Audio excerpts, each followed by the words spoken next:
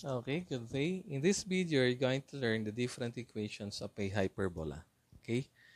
So, yung dalawang uri na equations ng hyperbola, yung general form at saka standard form. This is almost the same with the equation of an ellipse. Okay? We have here the first equation. If the center of the hyperbola is located at the origin and the transverse axis is along x-axis, the general equation or form will be ax squared minus cy squared plus f equals 0. This is almost the same with the equation of the ellipse.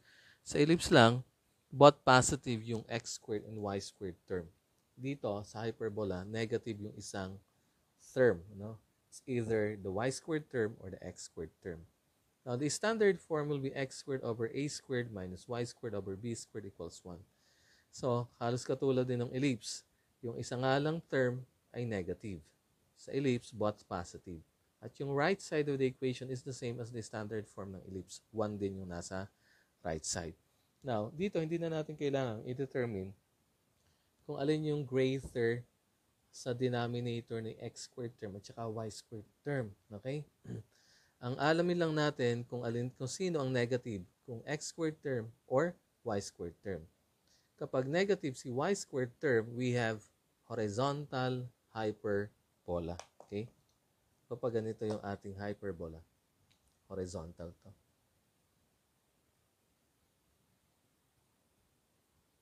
Horizontal yung ating hyperbola. Now, the second equation of ellipse is, again, with center at the origin or 0, 0. Yung transverse axis naman natin, nasa y-axis. So, dito. Okay?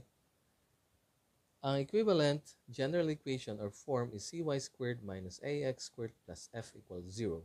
So, nag-interchange lang yung sign ni x squared at saka y squared. No? Sa compared to the first equation ng ating hyperbola.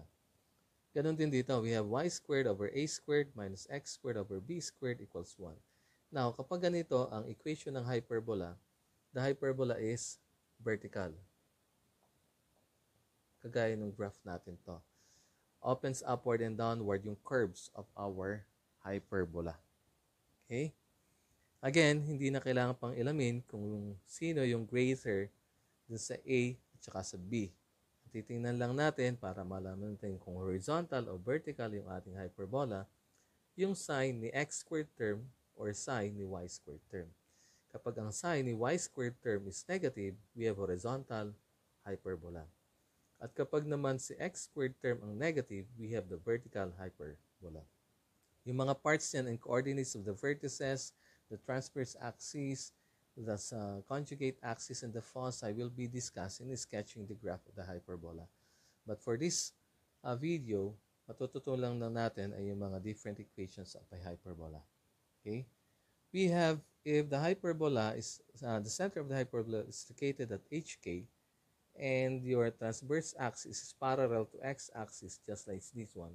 Okay? Kapag ganito halimbawa, yung ating transverse axis, the general form or equation of the hyperbola is ax squared minus cy squared plus dx plus ey plus f equals 0. Ibig sabihin, yung y squared term natin, siya ang negative. Okay? We have still horizontal hyperbola, pero ang vertex na niya, ang center na niya ay nasa hk. Okay? And the equivalent standard form will be square of x minus h over a squared minus square of y minus k over b squared equals 1. Again, yung y squared term ang negative. The center is located at hk, same as in determining the center of the ellipse. Okay? Again, we have the last equation of hyperbola, center at hk. The transverse axis is parallel to y-axis. So, ito yung ating transverse axis. Parallel siya sa y-axis. The equivalent equation will be cy squared minus ax squared plus dx plus ey plus f equals 0. And the standard form will be square of y minus k over a squared minus square of x minus h over b squared equals 1. Okay, and this is the equivalent graph of this equation.